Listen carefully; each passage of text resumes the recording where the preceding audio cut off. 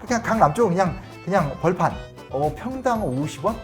지명이 없으니까 영등포 동쪽에 있는 곳이더라 불러요. 1960년대부터 70년대 약 10년간 강남의 공시지가 토지 가격만 몇 퍼센트가 올라간지 아세요? 공시지가만 1,600배가 올라갔었습니다. 그런 어떤 안녕하세요. 김작가TV 작가의 책 코너입니다. 오늘 이 책은 바로 읽기만 하면 내 것이 되는 1페이지 한국사 365입니다. 이 책에는 365개 이야기가 있는데 우리가 오늘 그 이야기를 다 할 수는 없어서 그렇죠. 그럼 우리가 몇 박 며칠 촬영을 해야 되는데 그거는 이제 ROI가 안 나와서 안 될 것 같고, 자 일단 첫 번째 얘기는 네. 정경유착과 기업에 대한 이야기가 나오더라고요. 그죠. 억하심정 같은 게 좀. 그게 아니라 사실 제 채널이 재테크 채널이라서 이게 맞아요. 또 저도 그거 봤어요. 관련된 것들이 해야지 사람이 또 많이 봐요. 그렇구나. 네, 그래서 일단 너무 궁금한 거는 최초의 재벌은 누구인가요? 최초의 재벌은 사실은 이래요. 말을 하면 누군지 몰라요. 삼성, 현대 아니에요? 아니야.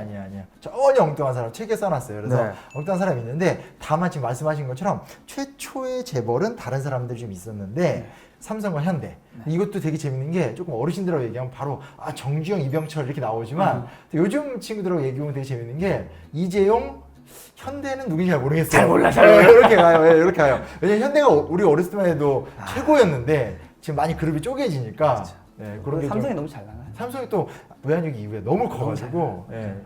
중요한 사실이 이제 그 정주영, 이병철로 상징되는 삼성과 현대가 이제 시작은 일제시대 때부터 작게 시작을 했었고 이승만 정권 때 이미 한 계열사를 한 1, 20개 정도 가져요. 그 시기 때. 다만 지금은 계열사 1, 20개면 이게 엄청 크잖아요. 그건 아니고 이렇게 나라가 워낙 가난하니까 그치. 사업체를 1, 20개를 가졌었고 사실은 4.19 혁명이 일어난 다음에 부정축제자들 처단해라 라고 할 적에 이제 이병철 회장이 주도해서 내 전 재산을 사회에 환원할 테니까 계속 사업할 수 있는 기회를 달라. 이런 걸 통해서 이제 또 모면하고 그 다음에 이제 5.16 군사쿠데타 일어난 다음에 그러면 어느 정도 벌금 때릴 테니까 열심히 국가에 봉사해 하면서 이제 산업화기에 이제 엄청난 성장을 하는 거죠. 근데 다만 이제 역사라는 건 제가 이제 동전의 양면 같은 모습들이 있다라고 좀 볼 수밖에 없는 게 뭐냐면 그 한편에서 신화적인 이야기들. 예를 들면 자동차를 조립 기술밖에 갖고 있지 못했었던 회사가 26개의 외국 회사를 직접 수주해 가지고 이제 포니 자동차를 만들고 그 당시 이제 있었던 유일한 수출 시장인 미국에 탁 들어가서 우리는 토요타만큼 안 되지만 성능이나 맛이 토요타의 한 80%에 근데 값은 50%면 살 수 있어. 실제로 광고할 때 그렇게 하거든요. 이렇게 앞에서 토요타가 쫙 가면 뒤에서 미국 광고에서 우리나라에서 볼 수 없는데 엑셀이 두 대로 쫙 쪼개지는 광고 이러면서 막 성취해가는 이야기가 감동적인데 또 반대편에선 그걸 유지하기 위해서 정치에다 뒷돈 갖다 주고 정경유착이 시작되고 이런 이면들이 있는 거죠. 그 얘기를 뭐 짧게 담아봤습니다. 그래서 일단 첫 번째 질문, 최초의 재벌은 누군데요? 우리가 알고 있는 이병철이나 정주영이라고 얘기해도 되긴 돼요. 다만 이제 10화국 때 유명했던 사람 중에 이제 다른 사람들이 그 다음에 조금 더 있었다 정도. 그게 누군데 그래서? 그러니까 최초의 재벌이라고 지탄을 받았던 사람이 이제 백낙승이라는 사람이 있었죠. 몰라요. 전혀 몰라요. 그분 어떻게 됐어요? 그 이후에 이제 1공화국 무너지면서 초기 1공화국 때 거기에 협력했었던 이승만 정권 협력했었던 초기 재벌들은 대부분 다 많이 무너졌어요. 그리고 이게 시기마다 계속 바뀌어요. 60, 70년대 때 확 떴던 재벌, 이후에 떴던 재벌. 그래서 기억하시는 분들 기억하시겠지만 90년대 초반만 해도 사실은 현대가 정주영의 현대그룹 최고였잖아요. 지금은 전혀 그렇지 않듯이 그런 재벌의 흥망사가 좀 있는 거죠. 우리가 지금 알만한 그룹 중에서 가장 최초의 재벌 그룹은 어디인 거예요? 우리가 알만한 최초의 재벌은 역시 현대, 삼성입니다. LG가 조금 늦게 왔고 SK가 지금은 되게 큰데 SK가 굉장히 커지게 된 건 원래 이제 선경이라는 그룹이 있긴 있었어요. 맞아. 최정현 회장이 오래된 그룹이 있었으나 나중에 그 노태우 대통령 때 이쯤 되면 이제 보시는 시청자분들께서는 좀 연배가 있으시면 노태우 막 이렇게 생각나실 텐데 노태우 대통령 때 이동통신 사업이라는 권력을 누구한테 주느냐를 이제 두고 한국이동통신이라는 최고의 회사를 이제 자기의 이제 사돈 가문인 선경그룹이라는 무명의 회사에 줘요. 근데 그 명분이 있었어요. 무슨 명분이 있었냐면 5대 재벌을 끼지 마라. 큰 회사들은 안 준다. 그래서 그거를 줬죠. 그게 이제 오늘날 우리가 잘 알고 있는 SK텔레콤이 된 겁니다. 그 성경에 그러면 그 있었던 CEO분이 사위인 거예요? 사위죠. 그래서 지금 최근에 이혼 소송하고 있는 그 최태원 회장과 노소영 씨가 이제 뭐예요? 노태우 집안의 딸과 네. 그러니까 이제 정계의 최고 권력자의 딸과 네. 그리고 재계의 아직 유망한 그러니까 아들간을 결합해서 엄청난 부를 SK 선대 회장이 그러면 최종현 회장이셨고 네. 그분 때는 기업이 안 컸어요. 이게 산경 뭐 이래가지고 안 네. 컸는데 SK텔레콤을 인수하면서 독점적, 그러니까 뭐 완전 독점 아니지만 거의 뭐 과점적으로 통신 시장을 주도했죠. 그래서 예전에 이제 뭐 PCS, CT폰, 네. 스마트폰으로 가는 그 전 과정에 그래서 이제 SK가 정말 이름 없던 뭐 30대 그룹 안에 꼈다 먹겠다 하는 정도였었는데 쫙 치고 올라와서 지금은 이제 현대를 뛰어넘는 기업인 맞아요. 거죠. 한 정권에서 이건 힘을 밀어줬다고 팩트인 거잖아요. 그죠, 다 아는. 그러니까 남들이 다 보고 있어요. 보고 있는데도 그냥 밀어붙여서 됐던 사건이고, 근데 그 명분은 이제 5대 그룹한테 독점 주면 안 된다. 이런. 사실 지금은 말이 안 되지만 그 아. 역사적 그때 시기에는 또 그런 일이 그죠. 그 빈번했죠. 불법인데 네. 그런 일이 많았던 거죠. 그런 측면에서 좀 재벌 형성의 근저에 네. 권력이 있다라는 이야기인데 네. 또 다른 것들도 있나요? 권력이 재벌? 간여된. 아, 그런 건 너무 많죠. 이런 거예요. 그러니까 대표적인 건 현대그룹 얘기가 제일 재밌는 건데, 네. 왜냐면 이제 삼성이 이렇게까지 확 큰 거는 사실 외환위기 이후의 현상이에요. 그러니까 그 전에도 물론 이병철 회장이 80년대 때 일본의 반도체 회사들을 보면서 네. 우리가 이거 한번 해보겠다라고 제안했었을 때 네. 이제 그 일본 측에서 그러니까 이건 뭐 무시가 아니라 일본 사람들 어쨌든 좀 친절하잖아요. 그래서 그쵸. 이거는 아직은 당신네들의 산업 구조와 설비 시설상 불가능하다라고 했는데 밀어붙이다가 이게 나중에 사실은 예상을 못한 거죠. 이렇게까지 반도체, 컴퓨터, 맞아. 핸드폰, 스마트 시장이 커질지 모르는 몰랐어, 상태였는데 외환위기 때 살아남으면서 엄청 커진 거고 옛날로 가게 되면 정경유착의 대표적 사례는 박정희 대통령께서 네. 강남 개발이라는 걸 하게 되잖아요. 그렇죠. 지금 우리한테는 그냥 강남은 서울의 부촌이고 서울은 한강이 중앙에 있고 남쪽에 강남이 있다는 게 너무 당연한 거잖아요. 근데 그때는 그게 아니에요. 그때는 그냥 서울은 강 북에 있고 한강이 있고 저쪽으로 하는 영등포가 있고 춘천 가는 광진교 정도가 있었던 상황이었어요. 그냥 강 남쪽은 그냥 벌판. 그때는 되게 헐값이었군요. 평당 50원? 지금 평당 뭐 1억 하는데. 네, 평당 10원도 있고 잠실 쪽은 그 이제 어떤 분이 회고를 봤는데 여기 얼마예요? 그러니까 줄 그으면 돼. 왜 이렇게 얘기할 정도로 그러니까 무슨 막 이렇게 막 뽕 마시고 근데 거기를 이제 개발을 하는 거죠. 왜냐면 네. 너무 인구가 과밀해지고 네. 도시가 폭발을 하니까 이제 여기를 확대를 하기 위해서 이제 가기 위해서 강남 개발을 하게 돼서 이제 영동지구 900만 평 개발 1호예요. 그러니까 영동이 이제 영등포 동쪽이라는 뜻이거든요. 강남 사람들 지금 들으면 기분 나빠할 수도 있어요. 그러니까 지명이 없으니까 영등포 동쪽에 있는 곳이더라 불를. 강남도 그런 시절이 있었구나. 근데 그 영동지구가 지금의 그 압구정동, 반포, 논현 여기 얘기하는 거거든요. 근데 이제 그렇게만 하면 어떤 도시 설계 사업인데 그 수주권을 이제 현대에서 오면서 한남대교라는 그 당시 제3한강교인데 한남대교를 놓고 그 지역에 대한 아파트 건설권을 가져오면서 한국 최초로 기업의 이름을 딴 고급 아파트를 짓죠. 그 고급 아파트가 우리가 정말 잘 알고 있는 구현대 아파트가 그렇게 해서 만들어진 건데 그때 이제 사실은 여기까지만 개발해 하는데 이제 너무 좋은 게 다 강남 구릉지잖아요. 그럼 이렇게 포크레인으로 파면 다 흙이잖아요. 그러면 옆에 이렇게 한강 둔치 보니까 땅이 좀 남아요. 그러면 그냥 남은 흙으로 메꾸면 돼요. 그래서 조금 더 넓게 해서 아파트 한 2동 더 짓고 이런 식으로 막 짓고 너무 좋은 게 그냥 분양하면 이제 분양권 넣으면 선수금 받아서 짓다가 또 이렇게 중간에 또 돈 나오면 또 짓고 흙, 뭐 모래 그 강남 그 땅을 파잖아요. 다 구릉지니까 그럼 그 흙 쓰면 되고 뭐 이러면서 탁탁탁 올라갔기 때문에 거기서 이제 엄청난 부를 얻으면서 그럼 다음에 어디를 개발할 거냐. 그 다음부터 이제 문제가 생기죠. 그러면서 이제 돈을 갖고 와서 여기 했는데 뭐 동작으로 갑시다. 어디에 잠실로 갑시다. 막 넣어주면 또 정권 측에서는 또 그래 그쪽 계획 한번 해봐 하면서 미리 정보를 흘리면 이제 그런 그 고위 관료나 재벌의 사모님들이 이제 70년대 유명하죠. 복부인. 미리 막 땅 투기하고. 그래서 제가 강의 가서도 맨날 하는 얘기지만 1960년대부터 70년대 약 10년간 강남의 공시지가 토지 가격만 몇 %가 올라간 줄 아세요? 그러니까 이거 공시지가예요. 실거래가가 아니에요. 공시지가만 1,600배가 올라갔었습니다. 그런 어떤 그러니까 한편에서 이게 되게 모순적인 거여서 이걸 그냥 객관적으로 음과 양을 같이 봐야 된다고 저는 생각하거든요. 왜냐면 한편에서는 말 그대로 한국형 산업발전 역사인 건 사실이거든요. 맞아. 근데 또 한편에선 그런 되게 안타까운 있어서는 안 되는 일이 같이 막 이렇게 진행됐었던. 아니 재벌이 더 부를 쌓을 수밖에 없는 게 그 그렇죠. 수주권을 따내면서 거기서 돈을 벌고 거기가 뭔가 개발된다는 게 거기 또 뭔가 땅을 근처를 또 다 살 거고. 그렇죠, 그렇죠. 예, 예, 예. 양쪽으로 다야. 그렇죠. 그리고 나중에 이제 지하철 노선 같은 거에 뭐 개입해가지고 그런 것들을 뭐 한다라든지. 지금 저자님 이야기 들으니까 근데 현대 강연 잘 안 가시나 봐요. 아니,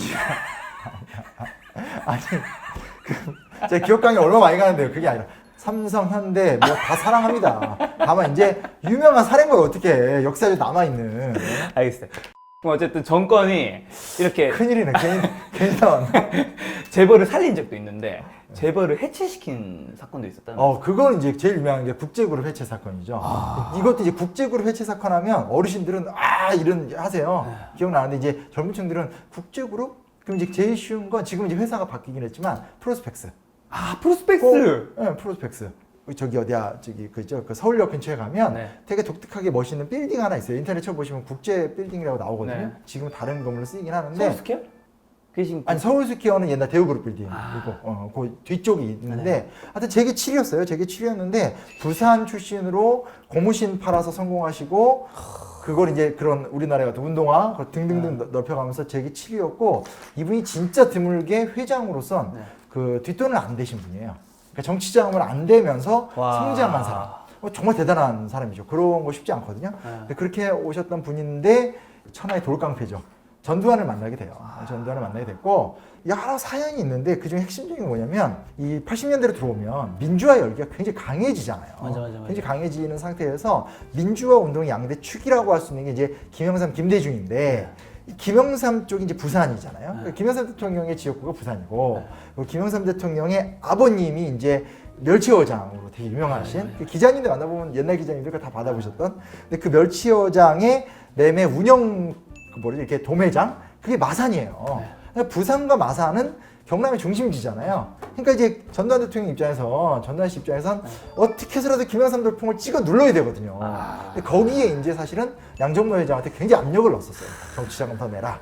뭐 여러 가지 압력인데 그때 아무튼 그런 거에 대해서 굉장히 미적했죠. 왜냐면 본인은 정치자금을 통해 성장한 사람이 아닌데 더군다나 제가 이제 비판적 얘기도 했지만 어쨌든 한국 기업이 보여줬었던 창의성이나 도전이라는 것이 이론의 성과는 대단한 거거든요. 근데 그게 점점 이제 전두환 정권 들어서 더더더 그 요구들, 정치자금 요구들이 심해지는 상황이었는데 그걸 이쪽에 보면 어떻게 보면 거부한 거죠. 근데 그게 이제 문제가 되면서 지금은 없어진 은행이었었던 국제그룹의 이제 채권은행이었던 제일은행에 이제 압력을 넣어버려요. 그래서 제일은행이 한 방에 그 국제그룹과 관련된 모든 대출금을 단숨에 회수하라는 명령을 내리면서 돈줄을 끊어버려요.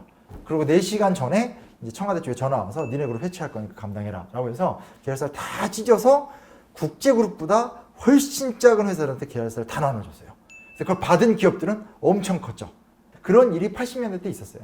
그건 정말 나쁜 거고 최악의 사례죠. 왜냐면 아무리 그래도 이게 그 해야 될 일이 있고 안 해야 될 일이 있는데 정말 좀 심했던 사례로 볼 수 있어요. 이 말씀 들으니까 우리가 사실 교과서나 이런 영상에서는 어떻게 보면 이런 국제그룹 이렇게 정부의 돈을 받지 않고 자기만의 크는 기업들이 너무 훌륭하고 살아남아야 되는데 현실에서는 사실 좀 그게 아닐 수 있잖아요. 그렇죠. 어떻게 보면 시대를 너무 먼저 간 거일 수도 있고 그러니까 지금에는 그런 기업들이 너무 그렇죠. 칭찬받고 할 텐데 그래서 제가 외환위기 파트를 썼던 게 뭐냐면 어찌됐건 이건 이제 조금 연배가 저랑 비슷하시면 기억이 나겠지만 외환위기 사건이 탁 터지면서 우리나라 한국 기업들이 이렇게 부실하다는 게 다 고발이 됐잖아요. 근데 그때 이제 나타났던 두 가지 흐름 중에 하나가 이제 벤처라는 거. 그러니까 이제 김대중 정부의 지원책이 있었고 거기에 부응하면서 이제 우리는 뒷돈 받고 정부에게 싸바싸바하면서 가는 것이 아니라 오직 창의력에 근거한 깨끗하고 건전하고 직원들도 이렇게 너무 위계와 술 뭐 이런 게 아니라 자유롭게 다닐 수 있는 그런 어떤 미국형 기업 모델 또 미국형 연봉제 같은 것들 이런 것들을 제안해서 대거 나오죠. 97년 이후에. 그게 이제 우리가 잘 알고 있는 제일 유명하신 분은 지금 이제 좀 정치적 곤란을 겪고 계신 안철수 V3라든지 혹은 이제 포털 사이트에서 네이버나 다음 같은 것들이 이제 그 경쟁에서 승자들로 지금까지 이제 존속을 하는 건데 그런 것들 재밌죠. 기업사라는 게 뭐 지금은 또 하나의 공룡이 됐다 괴물이 됐다 뭐 이런 소리 할 수도 있겠지만 그게 또 이제 외환위기라는 특수 상황 속에서 김대중 정부의 지원 속에서 나타났던 하나의 또 새로운 기업 문화였다라는 거. 어쨌든 우리나라 재벌 중심의 경제 성장했는 건 모두가 아는 거잖아요. 그렇죠. 이거의 가장 큰 장점과 가장 큰 문제점은 뭔가요? 재벌 위주의 경제 성장이라는 것이 갖고 있는 네. 건 사실은 단위의 성장인 거죠. 그러니까 이 정도의 대규모 단위를 갖고 있지 못하는 한 생산하지 못하는 물건들이 되게 정확하거든요. 그러니까 쉽게 말하면 자동차를 생산하거나 반도체를 생산하는 공장을 갖고 있는 나라와 그게 없는 나라가 국제 경기 변동에서 버텨낼 수 있는 힘의 차이가 너무 달라요. 세계사적으로 보게 되면 칠레 같은 나라가 그게 되게 힘들어요. 그러니까 칠레는 칠레 그러니까 원재료인 구리의 의존도가 네. 나라 경제 30% 정도 돼요. 그러니까 국제 구리값이 올라가거나 내려가는 거에 따라서 나라 경제 운명이 좌지우지돼요. 이게 라틴 아메리카의 특징이거든요. 네. 근데 우리나라는 이제 일단 대기업, 큰 기업들이 있고 큰 기업이 산업군을 갖고 있고 그죠. 큰 기업과 이제 좀 작은 기업이 공생관계를 이루고 있기 때문에 국제 경기 변동에 대한 대응력이 굉장히 강하다는 장점이 있는데 아까도 말씀드렸지만 가장 한국 재벌 역사에서 안타까운 건 우리나라 시스템이 되게 일본적이잖아요. 네, 맞아요. 근데 일본사 공부해 보면 일본은 우리나라처럼 이렇게 심각한 부정부패나 이런 식의 정경유착이 안 나타나요. 왜요? 그렇게 안 해요. 일본에서 기업도 그렇게 뒷돈을 대지도 않고 일본의 정치 대우를 요구하지도 않아요. 그래서 일본과 우리나라가 되게 유사하다고 하지만 그런 부분에서는 사실 좀 도덕적 차이가 좀 있어요. 근데 여기서 너무 재밌는 거는 아마 저자님 들어보셨겠죠. 일본의 잃어버린 20년. 그런 거 치고 일본의 경제는 굉장히 많이 무너졌어요. 옛날에는 세계 증시에서 한 반 정도가 맞아요. 일본이 차지했대요. 시가총액이. 맞아요. 근데 일본이 지금 사실 예전에 그 소니, 뭐 캐논, 뭐 여러 가지 기업들이 그렇죠. 엄청 떨어졌잖아요. 그렇죠. 어떻게 보면 한국은 일본보다 정의롭게 한 건 아닐 수 있는데 세계적인 기업들이 굉장히 많이 됐고 좀 아이러니하네요. 아이러니. 글쎄요. 근데 그건 좀 지켜봐야 될 거예요. 왜냐면 줄었다라는 거지. 뭐 세계 GDP로 보게 되면 일본 아직도 뭐 한 3위죠. 7에서 14위고 우리는 이제 1 정도가 되기 때문에 약간 좀 너무 또 이렇게 무시하면 안 된다는 생각이 그렇죠. 약간 들게 되고 그러니까 그건 이제 플라자 합의랑 3조 호황을 하면서 제가 설명을 드렸는데 80년대 때 일본이 너무 잘 나가는 거죠. 그때 뭐 맞아, 너무 잘 20세기 나갔어. 폭스사, 뭐 파라마운트사 다 인수하고 지금은 렉서스의 전신인 아큐라가 진출하면서 대박이 나고 이러면서 심지어 무슨 얘기까지 있었냐면 OL 이게 참 나쁜 말인데 왜? 오피스 레이디라고 옛날에 여성들이 일본에서 이제 커피 그러니까 사무직 여성들인데 실제 실권은 안 주고 뭐 커피나 타게 시키고 이런 근데 OL들이 하와이 펜션 투자를 했대요 80년대 때는 그러면 이제 이렇게 하면 사람들이 돈을 모아서 펜션을 하와이에 있는 유명 리조트에다 이제 지분을 넣는구나 그게 아니고 OL들끼리 모여서 하와이 펜션을 지었다고요.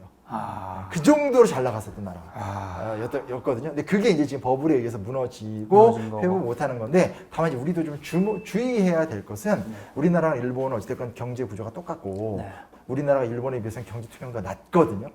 그러니까 우리 외환위기 한번 겪었잖아요. 그래서 그렇죠. 우리 삐끗하면 우리도 이제 사실은 일본 못지않은 꼴이 날 수 있기 때문에 그런 것들이 이제 지금 우리가 좀 되게 잘 나간다고 해서 만족하거나 그러면 안 되고 또 하나 문제는 일본이 딱 멈추게 된 건 뭐가 있냐면 미국의 압력이에요. 플라자합의라고 해서 그 강제로 이 엔고를 만들어 버리니까 이제 일본 기업들 물건은 비싸지고 우리는 그때 좋았죠. 우리는 3조라고 해서 이제 엔화가 올라가니까 우리는 원화가 800원, 그땐 지금보다 더 높았음에도 불구하고 800원인데도 엔화가 확 올라가니까 우리나라 제품 가격이 싼 게 된 거잖아요. 예. 그러니까 거기서 얻는 굉장히 큰 메리트가 있었고 그게 8, 90년대 때 대한민국의 어마어마한 경제 성장이 이제 힘이 됐던 거죠. 근데 지금 이제 그렇게 잘 안 되고 있는 상황이 되고 있는 거니까 아이러니하죠. 예. 어떻게 보면 일본의 흥망성쇠, 우리나라 흥망성쇠가 같이 가긴 쉽지 않을 수도 있겠네요. 어떤 의미죠? 그러니까 우리나라가 잘 될 때는 일본이 조금 추락할 수 있는 거고. 그러니까 일본의 그렇죠, 전자제품이 그렇죠. 잘 됐으면 그렇죠. 우리나라 전자제품이 이렇게까지 안 됐겠죠. 그렇죠. 근데 이제 문제는 뭐냐면 여기 이제 또 제3의 변수라고 세계사 때 더 자세히 말씀드리지만 중국의 등장이라는 게 크죠. 그러니까 저는 개혁개방 때 중국을 가봤거든요. 한 97년, 6년에 갔었을 때 그때 가보면 독립운동을 이렇게 했겠구나라고 느낄 정도로 막 연변 이런 데 가면 뭐 굳이 상상할 필요 없어요. 가보면 그냥 윤동주가 이런 데서 시를 썼고 홍범도 장군 이런 데서 싸웠겠구나. 진짜 그랬어요. 그때는 지금 들고 계신 볼펜 있죠. 이거 말고 네네. 모나미 볼펜 하나를 사람들이 달라고 그러면 모나미 볼펜 하나하고 감자 한 바구니 바꿔주고 그랬었어요. 그랬던 중국이 지금 쫙 치고 올라가는데 중국이 모델로 삼았던 게 또 한국이었었거든요. 그래서 역사가 되게 중요한 게 뭐냐면 그냥 이제 우리는 계속 어떤 뭔가 성장만 계속 바라보는데 네. 저희 책 이 앞에도 네. 되게 멋있는 말이 나오거든요. 네네, 네. 미래에 대한 최선의 예언자는 과거다. 아. 왜냐면 과거의 형성사를 좀 보면 네. 아 현재가 좀 이렇게 바뀔 수도 있겠고 네. 저렇게 바뀔 수도 있겠구라는 거에 대한 상상력을 줄 수 있죠. 그러니까 제가 무슨 재테크에 대한 노하우를 직접적으로 드릴 수는 없고 또 그런 센서빌리티야 이런 어떤 이런 파워 유튜버 이런 네. 저는 네. 그런 능력은 없지만 혹은 넓은 견지에서 혹은 넓은. 장기적 견지에서 이렇게 세계의 경향이나 이런 걸 파악할 수 있는 데에 대한 도움을 드릴 수 있는 거죠. 아, 좋습니다. 아 근데 여기 너무 너무 이상해요. 왜요? 정말 전문 유튜버 채널에는 처음 출연한 거거든요. 아, 저 약간 조금 유튜브스럽지 않죠? 근데 뭐 카메라도 그러니까 제가 또 이렇게 네. 공중파 많이 나가서 아는데 네. 카메라 3개 세팅 기본인데 여기 탁 돼 있고 색감 뽑는 거니 뭐니 잘 왔다. 역시 제가 명성만 듣고 있었는데 김 작가님 뭐 아, 왜냐하면 이게 제가 인터뷰 채널인데 네. 사실 시청자는 우리가 휴대폰을 찍든 뭘 찍든 잘 몰라요. 그렇죠. 왜냐면 우리가 요거 조그만 화면 보니까. 네. 근데 인터뷰인 알잖아요. 그렇죠. 아 그런 걸 또 배려하신 거예요? 그러니까 이렇게 돼 있어야지. 우리 열심히 해야 되겠다. 그게 되는 압박용? 거죠. 그렇구나. 아니 근데 진짜 저 예전에 뭐 팟캐스트 네. 많이 했었고 나가보기도 네. 했었는데 그거 말고 이제 그냥 텔레비전 영상 주로 많이 네. 나갔는데 유튜브 전문 채널 진짜 처음인데 이 세팅의 모습이 프로의 손길이 고맙습니다. 근데 또 다른 채널 못 나가시겠네. 네, 지금 다른 거 디스하시는 거예요? 아니. 어쨌든 내가 불특정 다수를 얘기했으니까. 아마 그쪽 가서 또 그 적대성 멘트 하지 않을까? 휴대폰을 갖고 이렇게 촬영을 잘하시다니 아마 이런 소리. 근데 정말로 너무 네. 색감이나 세팅이 만족스럽습니다. 너무 영광입니다.